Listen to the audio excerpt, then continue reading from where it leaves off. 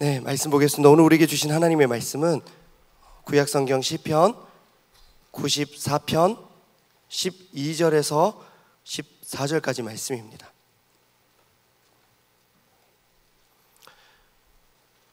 시편 94편 12절에서 14절까지 말씀, 구약성경 872쪽에 있습니다. 시편 94편 12절에서 14절까지 말씀을 제가 한 절, 여러분도 한 절 교독하고 마지막 절 함께 읽겠습니다. 여호와여, 주로부터 징벌을 받으며 주의 법으로 교훈하심을 받는 자가 복이 있나니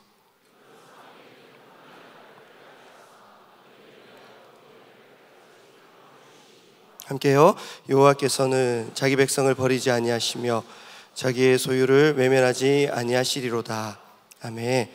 네, 이 본문의 말씀으로 내년에 어디서 뭐 할 거예요? 내년에 어디서 뭐 할 거예요? 라는 제목으로 말씀을 전하겠습니다.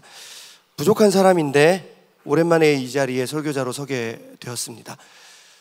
여러분들 담임 목사님 위해서 많이 기도해 주시기를 부탁드립니다. 담임 목사님 많은 사역 감당하고 계시면서도 또 이 자리 늘 함께 서기 위해서 애쓰고 계십니다. 사실 어제부터 오늘까지 금토 1박 2일로 23년도 내년 말고 23년도 청년부 대학부 임원단 1박 2일 수련회가 있었습니다. 그리고 담임 목사님께서도 그 수련회에 함께 하셨고 또 오늘 토요일에 여러 결혼식에서 주례를 감당하셨습니다. 그래도 되도록 이 자리를 섬기려고 하셨는데 다른 일정이 겹치는 바람에 어쩔 수 없이 저에게 설교를 맡기셨습니다. 제가 비전 집회 때 김주란 목사님과 함께 토크 콘서트 사회봤던 거 기억하시죠? 그때 제가 여러 교회를 부교육자로 섬기면서 여러 담임 목사님을 만나봤지만 우리 교회 담임 목사님처럼 청년들을 귀하게 여기고 사랑하는 담임 목사님 있다 없다? 네, 없다고 얘기를 했습니다. 그런 목사님이 없습니다. 청년들 아끼고 사랑하시는 우리 담임 목사님 위해서 여러분들도 함께 기도해 주시고 많은 사랑 베풀어 주시기를 부탁드리고 오늘은 부족하지만 제가 말씀을 전하겠습니다. 12월입니다. 그리고 오늘은 12월 9일입니다. 그러니까 12월도 지금 3분의 1이 지나갔죠. 제가 생각할 때 12월은 진짜 애매한 달입니다. 경계가 모호하고 좀 싱숭생숭한 그런 달이 12월입니다. 내년 되기 전에 내년을 섬길 리더들 다 세워야 되니까 대학부도 그렇고 청년부도 그렇고 임원단부터 시작해서 임명 작업이, 인선 작업이 한창 진행되고 있습니다. 그러다 보니까 12월은 경계가 참 애매한데 어떤 지체들은 올해 리더로 섬기고 있으면서 내년 직분을 연락을 받습니다. 그러면 둘 중에 뭘 섬겨야 돼요? 올해 걸 섬겨야 되죠. 제가 지난주에도 말씀드렸죠. 올해 12월까지는 올해 그 자리 잘 지키자고. 그렇지만 내년 직분을 내년부터 준비하면 안 되잖아요.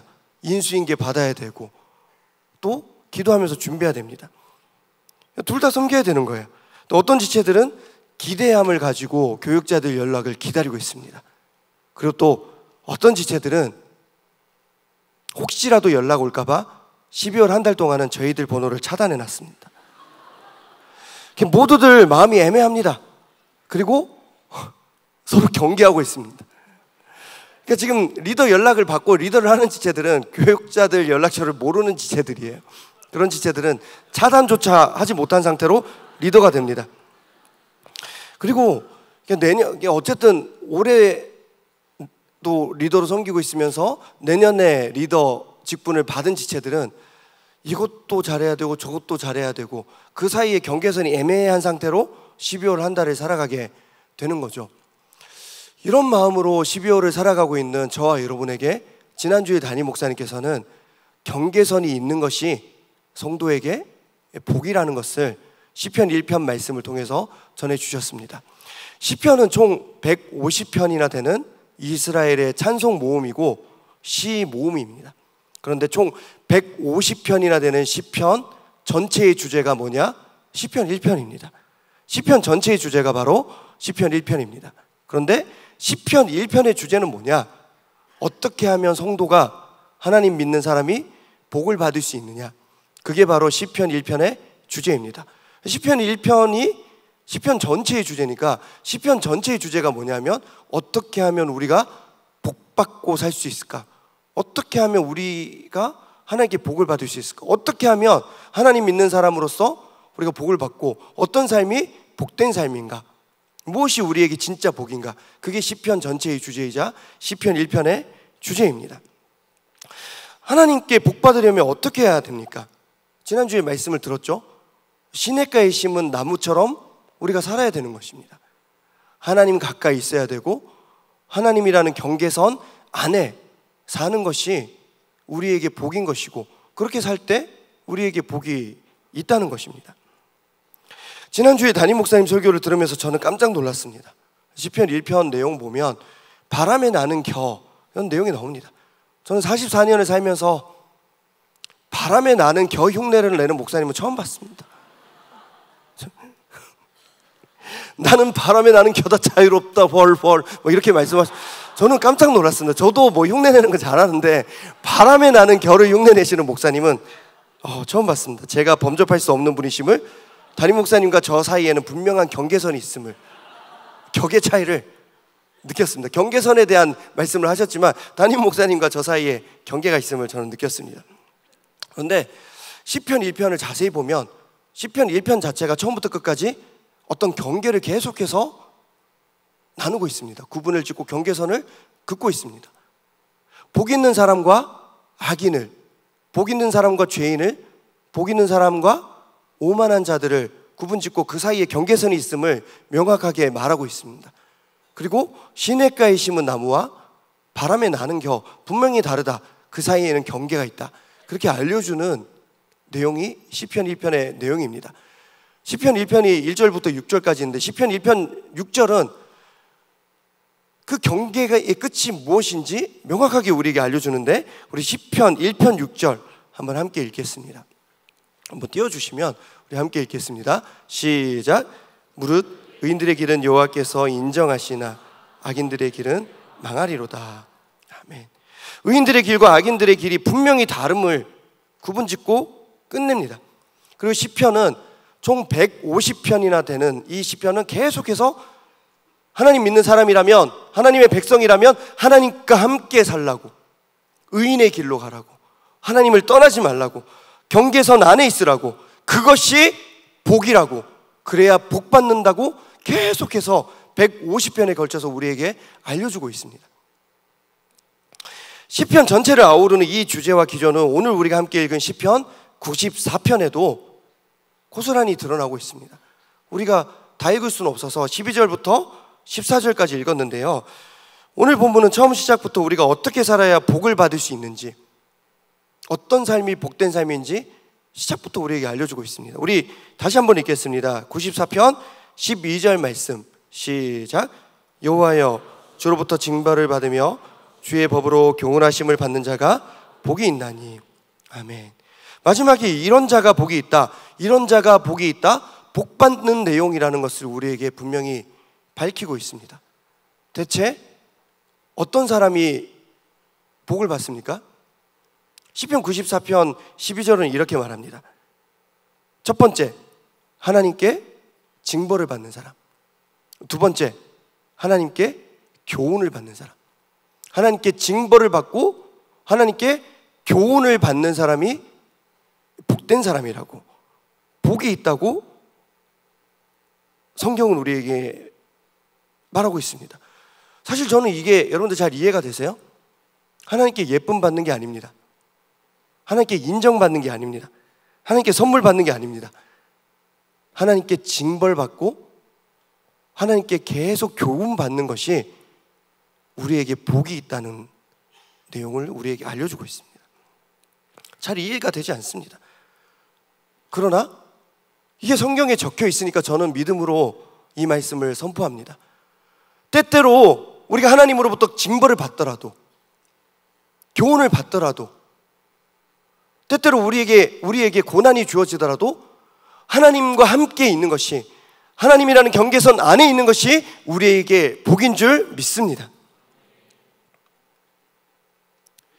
징벌과 교훈 그리고 고난으로 인해서 우리가 잠시 하나님 품을 떠날 삶을 살 수도 있겠지만 때때로 징벌, 교훈, 고난으로 인해서 하나님 품으로 돌아올 수 있기 때문입니다.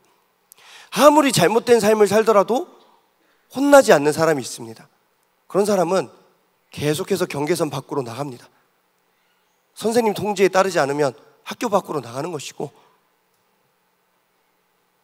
교육자 통제에 따르지 않는 사람은, 제가 뭐 통제하려고 교육자가 된 것은 아니지만 통제 밖에 있으면 그 선을 떠나는 것입니다. 그렇게 떠나다가 하나님 통제 밖에 있으면 하나님 밖으로 떠나게 됩니다. 그러나 하나님의 징벌과 하나님의 교훈과 하나님의 고난을 받아들이는 사람은 잠시 밖으로 나갈 수도 있겠지만 그 혼나고 다시 하나님 품으로 돌아오게 되기 때문입니다. 부디 하나님의 징벌과 하나님의 교훈과 하나님 주시는 고난을 받더라도 늘 주님 품으로 돌아오는 저와 여러분 되시기를 축복합니다. 여러분, 대한민국 남자라면 특별한 사유가 없는 한 반드시 가야 되는 곳이 있습니다. 어디예요? 네, 군대죠. 오늘 휴가 4명이 나왔는데 다시 돌아가야 됩니다. 휴가 나오자마자 저는 믿음으로 선포합니다. 그분들 돌아가는 것이 그분들에게 복입니다. 휴가 복귀 안 하면 그분들은 이제 더 큰 징벌이 있습니다. 오랜만에 휴가 나와서 이거 뉴성 예배 가야지. 근데 돌아가라니. 근데 군대 가야 되는데 군대 입대를 앞두고 걱정이 됩니다. 여러 걱정이 됩니다. 좀 어려운 부대에 배치받아서 고생하면 어떡하지? 이런 고민이 있고, 혹시 나를 구타하는 사람을 만나면 어떡하지? 어려운 사람을 만나면 어떡하지? 걱정이 됩니다. 그리고 진짜 안 맞는 사람 만나서 괴롭힘 당하면 어떡하지? 그런 걱정이 됩니다. 근데 여러분, 군생활 해본 사람들이 많이 있을 텐데 군복무하면서 제일 힘든 게 뭡니까? 좀 힘든 분대 배치가 돼서 고생하는 거, 그게 진짜 고생은 저는 아니라고 생각합니다. 마음 맞지 않는 사람 만나서 계속해서 괴로움 당하는 거, 그것도 저는 아닙니다. 혹시 나를 때리는 사람, 요즘 구타 많이 없어졌다고 하지만 구타하는 사람 만나면 골치 아프지만 그래도 그게 진짜 군생활하면서 제일 큰 어려움일까? 저는 그거 아니라고 생각합니다. 왜냐하면 군생활을 하다 보면 이게 계급이 올라갑니다. 계급이 올라가다 보면 그런 사람 사라지게 되고 나도 어느 순간은 인정받고 대우받는 삶이 주어집니다. 제가 나름대로 군복무를 오래 했거든요. 3년 4개월을 군복무를 했습니다. 그때 뭐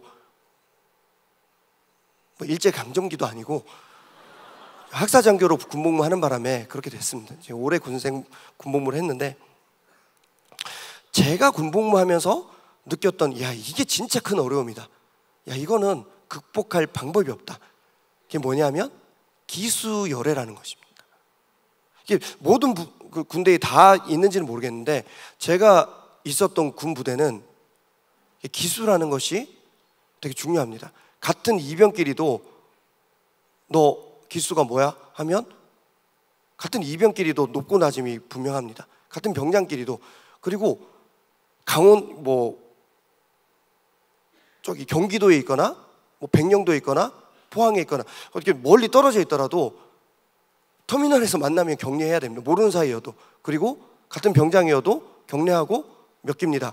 그러면 기수가 높은 사람이 먼저 손을 내립니다. 기수가 중요합니다. 근데 그 기수의 열애라는 게 뭐냐? 쉽게 말하면 왕따입니다. 그리고 좀 더 정확하게 표현하면 없는 사람 취급하는 거, 그게 기수 열애입니다. 여러분, 처음 신병이 자대 배치 받으면 아는 것이 하나도 없습니다. 아는 사람도 없죠. 할 줄 아는 것이 없습니다. 그래서 계속 실수합니다. 그러면 징벌을 받고 교훈을 받고 그러면서 점차 인간이 되어갑니다. 이거는 직장 생활도 마찬가지고 청년대학부 직분도 마찬가지고, 어디를 가나 처음 해본 사람이 뭘 다 알겠습니까? 혼나면서 크는 거죠. 여러분, 10년 전에 저도 담임 목사님께 많이 혼났습니다. 벌써 믿고 있는 거예요. 그거는 많이 혼나고, 저도 인간이 되어 가는 겁니다. 처음부터 잘한 사람은 없습니다. 김병규 목사님 저에게 처음 찬양인도 맡기실 때 이거는 5분 정도 하고 이거는 한 10분 정도 하고 이렇게 하고 이렇게 한번 해봐. 몇 주를 먼저 해보시고 저한테 맡기시고, 그런데 한 몇 개월 지나니까 이번 예배 황대숙 전사가 찬양인도 해주세요. 처음에는 혼나고 가르침을 받고 징벌을 당하지만 그 과정을 통해서 우리가 성장하는 것입니다. 그런데 그래서 군대 선임들도 혼내더라도 감안하고 혼을 냅니다. 얘가 무조건 잘할 거야. 그게 아니라 잘 못하겠지만 어느 순간 성장하겠지, 그런 마음으로 이병들을 혼을 냅니다. 근데 간혹 말도 안 되는 행동을 하는 신병들이 있습니다. 아무리 가르쳐도 경례를 못합니다. 경례하는 것도 사람마다 다 방법이 있죠. 뭐 중성, 필승, 뭐 필승 이렇게 할 수도 있겠죠. 뭐 어떤 사람들은 필승 이런 필승 뭐 여러 가지 방법이 있습니다. 자기 멋대로 하는 겁니다. 그런데 다 괜찮습니다. 근데 목소리가 너무 작다던가 눈빛 처리가 계속 흔들린다거나 경례를 제대로 못하면 대대장님이 지나가는데 멍 때리고 있다거나, 그런 애들은 멍 생길 때까지 때려야 됩니다. 근데 죄송합니다. 제가 군복무 할 때는 대대장님이 지나가는데 그러면 위에 있는 사람들이 결국 징벌과 교훈을 받습니다. 똑바로 안 가르치냐고. 어떤 이병은 아무리 적응할 만한데도 표정이 어둡습니다. 그리고 그런 이병들 중에 탈영을 한다거나, 탈영 이제 뭐 가출 같은 걸 하는, 군대 복귀 안 하는 거죠. 휴가자들 4명 복귀하는 것이 복입니다. 정말 힘들다고 하다가 자살 시도를 한다거나, 자야 되는데 밤새 운다거나, 그러면 쉽지가 않습니다. 그리고 엄청난 빽이 있는 거예요. 그래서 저 누구 조카인데요? 빨래 좀 해올래? 저 누구 조카인데요? 그러면 이게 방법이 없는 거예요. 그래서 더 이상 얘한테는 아무것도 시킬 수 없다. 아무 말도 통하지 않는다. 말이 안 된다. 그러면 그때 비로소 기수열애라는 것을 합니다. 기수열애. 너 다 열애. 너 몇 기 의미 없어. 너는 그냥 다 빼줄게. 자, 모든 군인들 기수에 따라서 또 계급에 따라서 감당해야 될 임무가 있습니다. 근데 기수 열애가 되면 그 모든 임무에서 열애가 됩니다. 징벌도 없고 교훈도 없습니다. 이병 때 이런 역할 감당해 줘야 되는데 그 누구도 혼내지 않고 가르쳐 주지 않습니다. 그래서 편하죠. 이병 때 혼내는 사람도 없고 집합해야 되는데 집합 안 해도 뭐라고 하지도 않고 편합니다. 근데 이게요, 시간이 지나서 일병이 되고 상병이 되고 병장이 돼도 한 번 기수열애가 되면 계속 기수열애입니다. 병장이 되면 이제 밑에서 자기를 대우해 줘야 되잖아요. 근데 이병이 자기한테 경례를 안 합니다. 내가 병장인데 상병, 일병, 이병한테 야 이거 좀 할래? 말을 안 듣습니다. 왜냐하면 그 사람은 없는 사람입니다. 너 이병 때 똑바로 했어? 안 했잖아. 그래놓고 뭘 병장 대우를 받으려고 해. 그래서 기수열애가 제일 힘듭니다. 없는 사람입니다. 그래서 제가 속해 있던 군대에서는 아무리 이병 때 정신 못 차리고 있더라도 너 이러다가 기수열애 당할 수 있어. 그러면 그때부터 정신 차리고 좀 달라지는 애들이 있습니다. 사랑하는 여러분, 신앙인에게 있어서 가장 두려운 것이 뭡니까? 하나님께 징벌받는 것이 제일 두렵습니까? 아닙니다. 하나님께 가르침 받고 계속 꾸지람 듣고 교훈 받는 것이 우리가 가장 두려워해야 할 것입니까? 아닙니다. 신앙인에게 있어서 제일 두려운 것은 하나님께서 우리를 떠나시는 것입니다. 너 내 아들 아니야. 너 내 딸 아니야. 너 내 자녀 아니야. 너 이제부터 열애야. 이게 제일 두려운 것입니다. 그래서 다윗은 시편 51편 11절에서 이렇게 고백합니다. 한번 보겠습니다. 시편 51편 11절 시작. 나를 주 앞에서 쫓아내지 마시며 주의 성령을 내게서 거두지 마소서. 큰 죄를 저질렀을 때 하나님 앞에서 다윗이 회개하면서 이렇게 고백합니다. 하나님, 저를 떠나지 말아주세요. 하나님, 저를 혼내시는 건 괜찮습니다. 벌 받겠습니다. 그러나 저를 떠나지 말아주십시오. 주의 성령을 내게서 거두지 말아주십시오. 고난보다, 징벌보다, 교훈보다 더 무서운 것은 하나님이 나를 떠나는 것임을, 내가 열애되는 것임을 다윗이 아는 것이죠. 부디 하나님의 징벌과 교훈이 때때로 버거울 수도 있겠지만, 고난이 어려울 수도 있겠지만, 그것이 두려워서, 그것이 힘들어서 하나님을 떠나는 삶을 살지 말기를 바랍니다.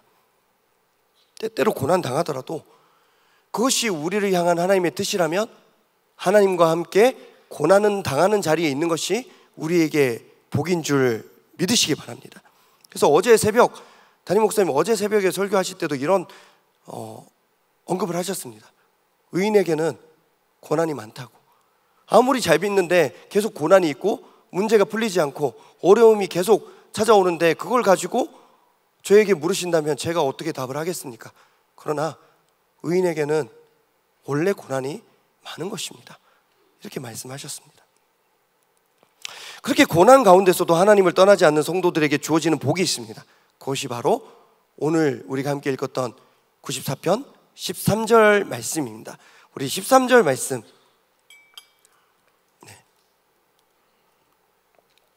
13절 말씀 함께 읽겠습니다. 시작.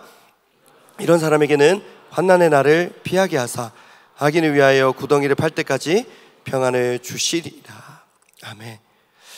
하나님을 떠나지 않는 성도들, 고난 가운데 하나님을 떠나지 않는 성도들, 징벌과 교훈 앞에서도 하나님을 떠나지 않는 성도들의 받는 복은 뭐냐? 바로 평안입니다. 지금 처한 상황은 환난의 날입니다. 악인을 위해 구덩이를 파고 있는 어려운 상황입니다. 그럼에도 불구하고 하나님을 떠나지 않는 성도들은 이런 상황에서 평안을 누리게 되는 것입니다. 그래서 정말 믿음이 좋은 사람은 어떤 사람입니까? 고난 앞에서 평안을 누릴 줄 아는 사람이 진짜 믿음의 사람입니다. 우리가 고난과 어려움 앞에서 평안을 누리지 못하면 어떻게 됩니까? 밥을 잘 못 먹죠. 밥이 넘어가지 않기 때문입니다. 밥맛이 떨어지기 때문입니다. 그런가 하면 고난 앞에서 평안을 누리지 못하면 잠을 잘 못 잡니다. 불면증에 걸립니다. 밤새 그 문제, 그 어려움이 생각나서 걱정하면서 밤을 지새웁니다. 그래서 고난과 어려움 앞에서 진짜 믿음 있는 사람은 밥 잘 먹고 잠 잘 자고 평안을 누릴 줄 아는 사람이 진짜 믿음 있는 사람입니다. 예수님도 그러셨습니다. 십자가 달리시기 전에, 잡히시기 전에 마지막으로 제자들과 뭐 하셨습니까? 밥 드셨습니다. 지난주일에 우리 성찬식 했는데 최후의 만찬을 제자들과 잠시에 붙잡히십니다. 근데 최후의 만찬을 하셨습니다. 그리고 기도하러 가셨습니다. 그리고 배 타고 가시다가 풍랑이 일었을 때 예수님 뭐 하셨습니까? 다들 불안에 떨고 있을 때 예수님 주무셨습니다. 밥 드시고 주무셨습니다. 많은 사람들이 손에 돌 하나씩 들고 가늠한 여인을 붙잡아 와가지고 언제든지 가늠할 여인을 돌로 치든지 예수님을 돌로 치든지 에워싸고 있었습니다. 그때 예수님 뭐 하셨습니까? 다들 그러고 있을 때 가늠한 여인 펑펑 울면서 나 이제 죽는구나 그러고 있을 때 예수님 땅바닥에 뭐 끄적끄적 하고 계셨습니다. 혼자 편안하셨고 혼자 평안을 누리고 계셨습니다. 그리고 그 모든 어려움, 그 모든 고난을 함께 겪으면서 예수님과 함께 평안을 누렸던 제자들, 결국 예수님 부활 승천하신 후에 예수님이 이 땅에 없는 삶을 살았지만 그럼에도 불구하고 그 제자들 예수님과 함께하는 삶, 예수님과 동행하는 삶, 예수님 경계선 안에 있는 삶, 예수님이 내 눈에 보이진 않지만 예수님 우리와 함께 하시겠지 그 마음으로 평안을 누리는 삶을 제자들이 살아갑니다. 모든 것이 애매하고 불안한 12월입니다. 그러나 주 안에서 평안을 누리는 저와 여러분 되시기를 축복합니다. 때로는 하나님께서 나를 향해 허락하시는 징벌과 교훈과 고난이 버겁더라도 그 징벌과 교훈과 고난을 받아들이는 우리가 되어야 합니다. 그리고 그 징벌과 교훈과 고난 속에서도 하나님을 떠나지 않는 삶, 경계선 안에 머무는 삶, 경계선을 지키는 삶, 그런 삶을 살아야 할 줄로 믿습니다. 그렇게 경계선 안에서 하나님과 동행하더라도 여전히 내 삶 가운데 아무 문제 해결되는 것도 없고 어려움이 계속해서 주어지더라도 그 어려움 가운데, 고난 가운데 하나님 바라보며 소망을 품고 마음의 평안을 누리는 저와 여러분의 12월 되기를 축복합니다. 아마도 오늘 저의 설교가 청년대학부 담당 교육자로서 올해 마지막 설교가 될 것 같습니다. 올해 마지막 설교가 될 것 같습니다. 이제 토요일 얼마 안 남았습니다. 어쩌면 매년 뭔가 이별은 갑작스러운 거니까 정말 좋은 교육자님이 이 자리에 세워진다면 저는 청년대학부 교육자로서는 마지막 설교를 오늘 하고 있는 것일 수도 있습니다. 그래서 오늘 설교는 마무리를 어떻게 할까 고민하다가 청년대학부 교육자로서 부서장으로서 2년 동안 섬기면서 제가 누렸던 마음, 생각, 그걸 잠시 고백하고 간증을 하는 식으로 마무리하도록 하겠습니다. 재작년 2년 전 11월에 저는 담임 목사님과 함께 식사를 할 기회를 가질 수가 있었습니다. 평생 함께 달려갈 생각으로 2년 동안 달려갔던 개척교회를 그 성도님들과의 헤어짐을 결심하고 후임자가 올 때까지 사임을 이미 선포하고 난 이후에 2개월을 더 설교를 했거든요. 그러니까 버텼죠. 버티고 있던 저에게 담임 목사님의 연락은 그 밥 한 끼 먹자는 그 메시지는 저에게 너무 큰 위로였습니다. 2016년 12월 명성교회 사임 이후에 7년 만에 담임 목사님을 마주한 그 자리에서 담임 목사님께서 이렇게 말씀하셨습니다. 다시 돌아와서 같이 했으면 좋겠다고. 청년대학부 섬겨주면 고맙겠다고 부탁을 하셨습니다. 여러분, 맡기시는 것도 아니고 명령하셔도 되는데 부탁을 하셨습니다. 좀 해줄 수 있겠냐고. 그때까지 그 만남이 있기 전까지 저는 명성교회로 복귀하는 것이 정해지지 않았습니다. 그리고 그 식사 자리에서 그런 얘기하게 될 줄은 몰랐습니다. 특히 청년대학부 담당이라는 그 직분은 아무리 담임 목사님의 말씀이라고 해도 저에게는 너무 감당하기 어려운 부탁이었습니다. 저에게 있어서 청년대학부 담당 교육자, 부서장, 떠오르는 분들, 저에게 있어서 제가 겪은 분들은 이런 분들입니다. 지금 현재 담임 목사님, 김하나 목사님, 제가 부서장으로 섬겼죠. 그리고 청운교회를 담임으로 섬기시는 이필삼 목사님도 제가 교육전사로 있을 때 그렇게 섬기셨던 모습을 기억을 합니다. 그리고 이준호 목사님, 김할 목사님, 이런 분들이 제가 생각할 때 이 자리에 어울리는 사람입니다. 그리고 캄보디아 지금 선교사로 가 계시는 김병규 목사님, 그리고 LA 라성영락교회 담임으로 미국의 최대 한인교회잖아요. 그 대단한 교회를 섬기시는 박은선 목사님, 이런 분들이 청년대학부 담당 부서장급입니다. 제가 이 자리에 오기 전에 섬겼던 목사님 배성현 목사님, 그 정도 급이 아닙니다.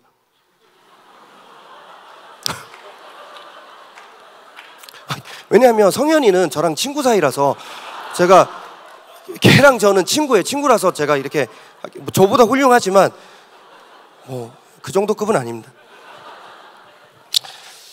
네? 다 대단한 분들이시죠.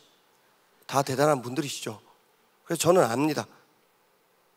제가 그분들이 닦아놓았던 그 공동체, 이 예배를 이어갈 수 없다는 것을 저는 압니다.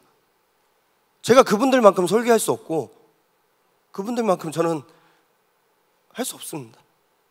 비교 대상이 아닙니다. 그래서 비교되는 것 자체가 싫기 때문에 이 자리 감당하는 게 아니라고 생각했습니다. 개척교회 사임을 앞두고 저에게도 회복이 좀 필요했습니다. 좀 힘들었던 것 같습니다. 그래서 제가 담임 목사님께 거절했습니다. 청년대학부 섬기지 않겠다고 말하진 않았습니다. 여러분 이 공동체를 사랑합니다. 제가 정말 은혜 받았던 공동체고, 그래서 청년대학부 섬기지 않겠습니다는 아니고 청년부에서 다른 어떤 목사님 아래에서 배우면서 교구로 섬기겠습니다. 그렇게 말씀드렸습니다. 진짜 간절하게, 간곡하게. 담임 목사님 그런 저를 보시며 피식 웃으시더니 이 자리에 세우셨습니다. 그러니까 가끔은 듣기만 하실 때가 있으십니다. 그렇게 섬기게 된 청년대학부, 기왕 섬기게 됐는데 잘하고 싶죠. 그리고 이 자리에 어울리는 청년대학부 교육자가 되고 싶었습니다. 근데 제가 잘하는 게 없습니다. 설교를 못하고 찬양 인도를 잘 못하고 기도 인도도 잘 못합니다. 그나마 제가 다른 교육자님들보다 잘한다기보다는 그나마 좀 하는 게 토크쇼 이런 거. 비전 집회 때도 담임 목사님과 김준하 목사님과 함께 토크쇼 했는데 진짜 그 영상이 4,300회가 넘습니다. 그 조회수가. 평상시 우리 설교가 500회, 600회 그 정도인데 그 토크쇼를 4,300회, 그러니까 장년들도 다 보신 거잖아요. 여러분들보다 훨씬 더 많은 분들이 보신 거니까 장년들이 많이 보셨습니다. 그래서 제가 지나가다가 어떤 어른들이 저 보면서 키득키득 할 때가 있습니다. 제 착각인가 했는데 길에 저밖에 없습니다. 그분과 저밖에. 그리고 장례 신방을 갔는데 저는 모르는 어떤 장년 성도님께서 저한테 오셔가지고 목사님 토크쇼 은혜 받았습니다. 그 엄숙한 자리에서. 근데 저는 마음으로 토크쇼 이런 거 말고 교육자 같은 걸로 좀 인정받고 싶은 마음이 있습니다. 찬양, 설교, 기도회 인도. 조만간 진짜 원주 가면이랑 토크쇼 영상 지워버릴 겁니다. 저에게 고난이 있을 때, 고난이 아니라 권한이 있을 때 지워버리고 싶은 마음이 있습니다. 어떻게 하면 청년대학부에 어울리는 좋은 교육자가 될 수 있을까 고민하던 저에게 올해 대학부 김승택 전도사님은 참 많은 도전이 되었고 자극이 되었습니다. 김승택 전도사님 다 잘하시는데 특별히 찬양이 탁월하시잖아요. 성악 전공자시고 이태리까지 가셔서 공부하고 오셨고 부부가 찬양 사역자고 솔리스트고. 제가 전도사님 노래 실력을 따라갈 수는 없지만 찬양 인도하실 때 특유의 그 은혜로운 동작이 있습니다. 찬양이 고조될 때 손을 들면서 고개를 살짝 꺾는 그 기술이 있습니다. 기술. 그래서 너무 부러운 거예요. 이렇게 하면 은혜가 되는구나. 그래서 제가 혼자 제자리에서 연습하다가 제가 한 달 반 전에 제가 찬양 인도를 하진 않잖아요. 이 자리에서 다른 교육자님들이 애쓰고 계시니까 저는 청년부 LT 때 한 달 반 전에 청년부 LT 때 했습니다. 몰랐죠 여러분? 저 했습니다. 그래서 세월이 지나갈수록 의지할 것은 예수뿐이세. 무슨 일을 만나도 예수 의지합니다. 저 그렇게 했어요. 그리고 잘했어. 뿌듯했고 나도 어떤 은혜로운 모양이 있어. 자신감이 생겼습니다. 그날 LT를 마치고 한 리더가 저를 찾아왔습니다. 오래전부터 제가 예전에 있을 때부터 저를 지지해줬던 그런 리더였습니다. 저한테 이렇게 얘기했습니다. 목사님 귀에 물 들어가셨어요?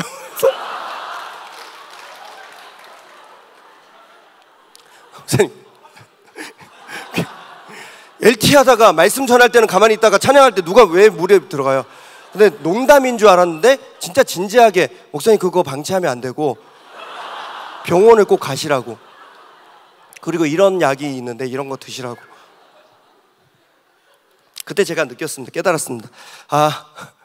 이건 나랑 어울리는 게 아니구나. 이것도 나랑 어울리지 않는구나. 이런저런 애매한 생각으로 저는 12월을 분주하게 살고 있었습니다. 나는 도대체 뭘 잘할까? 나 내년에도 청년대학부 부서장으로 섬기게 될까? 근데 또 내년에도 3년째에도 나는 이거밖에 못하면 어떡하지? 그런 고민을 하고 있던 차에 담임 목사님께서 오늘 설교를 저에게 맡기셨습니다. 근데 아시다시피 어제 오늘 1박 2일 수련회 있었죠. 그리고 목요일에는 사마리안 버스 코리아 그 선물 박스 검수 작업 봉사활동이 있었습니다. 그래서 저는 그 봉사활동에 가면 안 되겠다. 목요일 날 오후에 그거 하면 준비할 시간이 없다. 그래서 거기 안 가고 목요일에 설교를 준비하자 결심을 했고, 김준환 목사님과도 다 그렇게 얘기를 했습니다. 난 내일 거기 못 가겠다. 저 이거 준비해야 될 것 같습니다. 목사님, 오랜만에 하는 토요일 예배 설교 잘하고 싶었고 그렇게 결정했습니다. 그런데 결국 그냥 청년들과 함께하는 봉사활동 목요일에 다녀왔습니다. 아주 짧은 순간이었지만 하나님께서 저에게 주시는 마음이 있었습니다. 대서가, 너 설교 잘하고 싶어? 잘하면 좋겠는데 너 설교 잘해서 거기에 세운 거 아니야. 대서가, 너 찬양인도 기도인도 잘하고 싶지? 근데 너보다 그거 잘하는 사람 엄청 많아.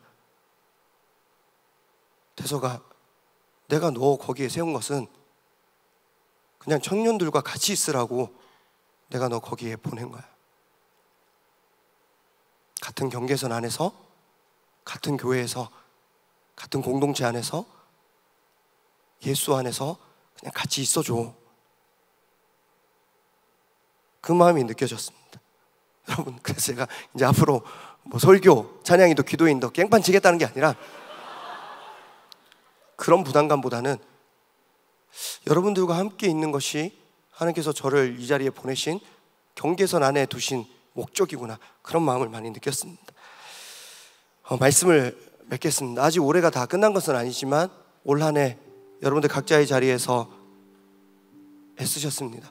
다들 각자의 직분과 또 팀원들도 다 계시겠지만 부서, 팀원, 리더, 직분, 그 자리에 어울리는 사람이 되기 위해서 얼마나 애쓰셨습니까? 수고했습니다. 내년에 리더 직분 또 하시는 분들 계실 텐데 기도하겠습니다. 그리고 올해 리더로 잘 섬겼다가 내년에는 리더 직분 내려놓는 지체들도 많이 있거든요. 잘 쉬고 잘 회복되시기를 기도합니다. 다만 한 가지 부탁을 드립니다. 오늘 제목, 설교 제목, 내년에 어디서 뭐 할 거예요? 라고 묻는데 저는 이걸 부탁드립니다. 여러분, 떠나지 마세요. 예배 자리를 떠나지 마시고, 혹시 또 직분으로 섬기면 그 직분의 자리를 떠나지 마시고, 혹시 청년부 예배를 떠난다면 우리 교회 예배 자리를 떠나지 마시고, 하나님 아버지, 예수 그리스도, 우리 담임 목사님, 그 경계선 안에 머무는 저 여러분 되시기를 축복합니다. 주님이라는 경계선, 교회라는 경계선, 그 안에 잘 머무십시오. 때때로 징벌과 교훈과 고난이 우리에게 있습니다. 그러나 그럼에도 불구하고 시냇가에 심은 나무처럼 이 안에 머무시기를 부탁드립니다. 언제까지가 될지 모르겠습니다. 그러나 저도 허락되는 한 이 같은 경계선 안에서 여러분들과 함께 걸어가겠습니다. 우리가 함께 걸어갈 이 길이 쉽지 않은 길이 될 수도 있고 좁은 길이 될 수도 있겠지만 의인의 길, 복받는 길, 평안한 길이 되기를 바라면서 우리 함께 찬양하겠습니다.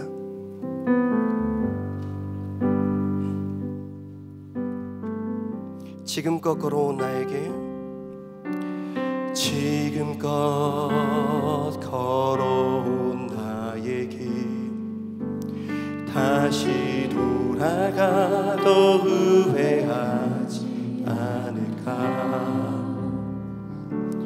언제나 기쁨만 허락되지 않던 나의 길, 나의 삶은 누구의 뜻일까. 아무것도 알지 못하는 나, 좁은 길로 인도하시네. 내게 큰 것을 얻게 하시는 그분의 큰 사랑 그것을 바라라. 절망 속에서 하늘 여시는 그분의 뜻을 난 따라가리라.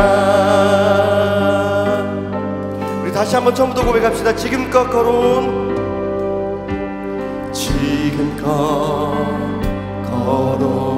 나의 길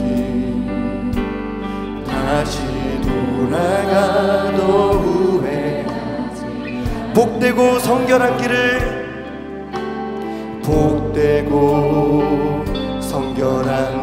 걷는다는 건 험난한 여정이지만 그분의 뜻이 아무것도 믿지 못하는 나 사랑으로 인도한 내게 큰 것을 내게 여러분들 복의 길을 걸으십시오. 그분의 큰 사랑 그것을 바라라. 절망 속에서 하늘 여시는 그분의 뜻을 난 따라 내게 큰 것을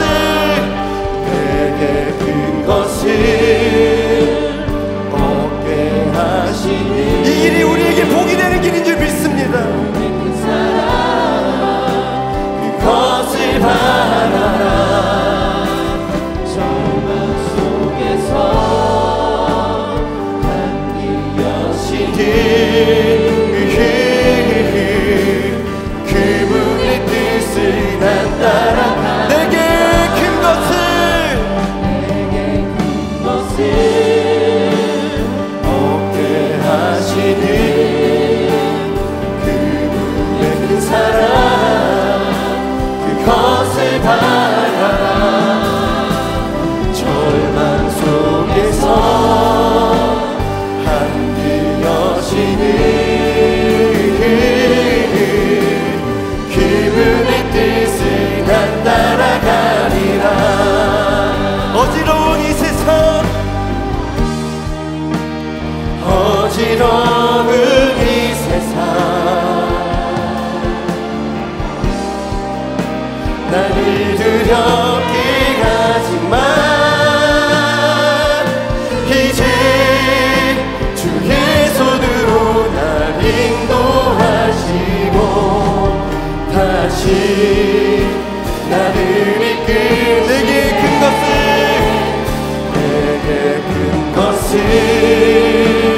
얻게 하시는 그분의 큰 사랑 그것을 바라라. 절망 속에서 하늘 여시는 그분의 뜻을 난 따라 우리 마지막 고백합시다. 내게 큰 것을 반드시 주십니다. 떠나지 마십시오. 그것을 바라라. 절망 속에서 하늘 여시는 그분의 뜻을 난 따라가리라. 우리 시간 함께 기도하겠습니다. 하나님, 우리 여기까지 인도하신 하나님 감사합니다. 하나님, 우리 앞으로도 주님을 떠나지 않게 하여 주시옵소서. 교회를 떠나지 않게 하여 주시옵소서. 때때로 징벌과 교훈과 고난이 우리에게 버겁더라도 하나님 경계선 안에 있게 하여 주시옵소서. 바람에 나는 겨와 같지 않게 해주시고 시냇가에 심은 나무가 되게 하여 주시옵소서. 하나님, 특별히 내년을 앞두고 있습니다. 인명 과정 가운데 모두에게 평안한 마음과 믿음을 허락하여 주시옵소서. 내년에 어디서 무엇을 하든지 주님 안에 거하는 우리 모두가 되게 하여 주시옵소서. 주여, 세 번 부르짖고 기도하겠습니다. 주여 주여 주여.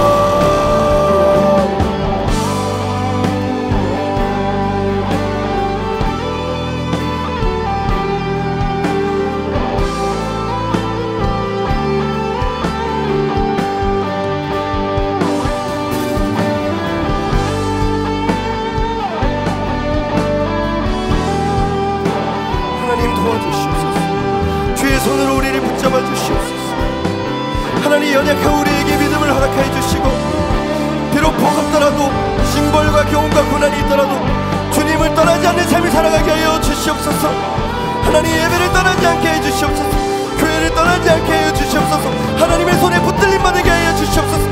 하나님, 도와주시기 원합니다. 주님, 우리의 마음을 붙들어 주시옵소서. 주님, 이 애매모호한 이 12월에 우리의 마음을 붙들어 주시고 그 경계선 안에 있게 하여 주시옵소서. 주님,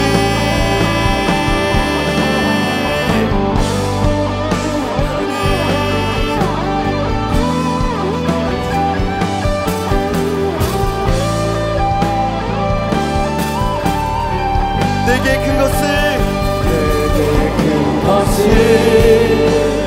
얻게 하시니 사랑, 그것을 바라라.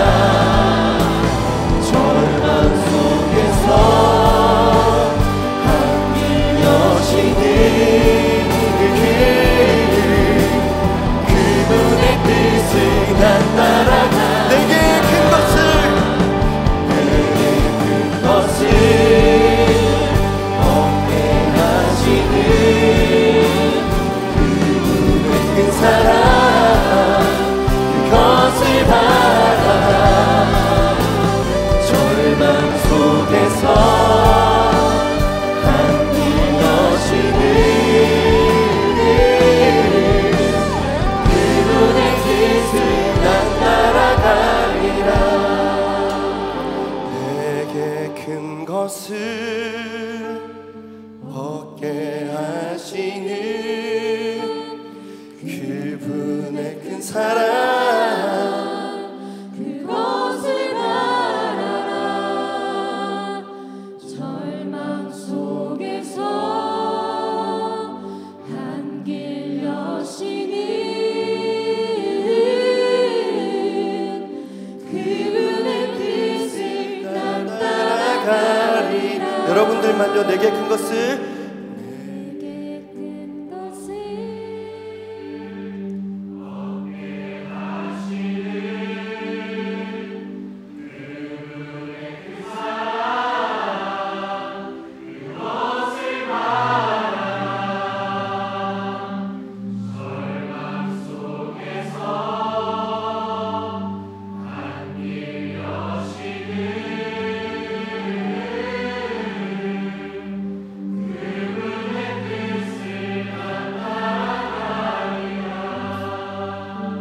살아계신 하나님, 감사합니다.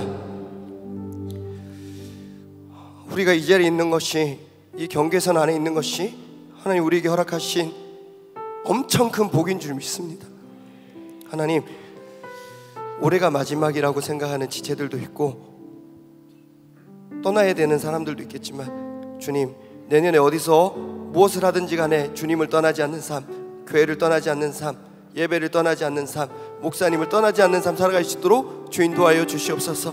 때때로 믿음 생활하다 보면 하나님의 징벌, 하나님의 교훈, 하나님께서 허락하시는 고난을 당할 때가 있습니다. 그러나 그럼에도 불구하고 하나님의 경계선 안에 있게 하여 주시고 그 안에서 하나님 주시는 평안을 누리게 하여 주시옵소서. 주님, 임명과정 가운데 있습니다. 우리 모두에게 평안한 마음을 허락하여 주시고 믿음 허락하여 주셔서 두렵고 떨리지만 우리 각자의 자리 내년에도 잘 감당할 수 있도록 붙들어 주시고, 아직 12월입니다. 올해 우리에게 허락하여 주신 2023년의 은혜 끝까지 12월 31일까지 그 자리에서 누릴 수 있도록 우리 마음을 주장하여 주시옵소서. 하나님, 우리 사랑하는 청년들, 나무에 따라서 시냇가에 심은 나무라 하더라도 어떤 나무는 1년마다 열매를 맺고 어떤 나무는 심은 지 3년이 지나서 겨우 열매를 맺는 나무들이 있습니다. 두렵고 떨리지만 언젠가는 큰 열매를, 맛있는 열매를 나를 통해서 얻게 하여 주실 줄 믿사오니 그 좁은 길, 그 떼약볕의 길, 그 폭풍 위의 길 장 견딜 수 있는 포도나무, 사과나무, 과실나무들이 다 되게 하여 주시고 열매 맺었을 때 하나님께 영광 돌리는 우리 인생들 다 되게 하여 주시옵소서. 감사드리며 사랑하고 축복하며 예수 그리스도 이름으로 기도하옵나이다.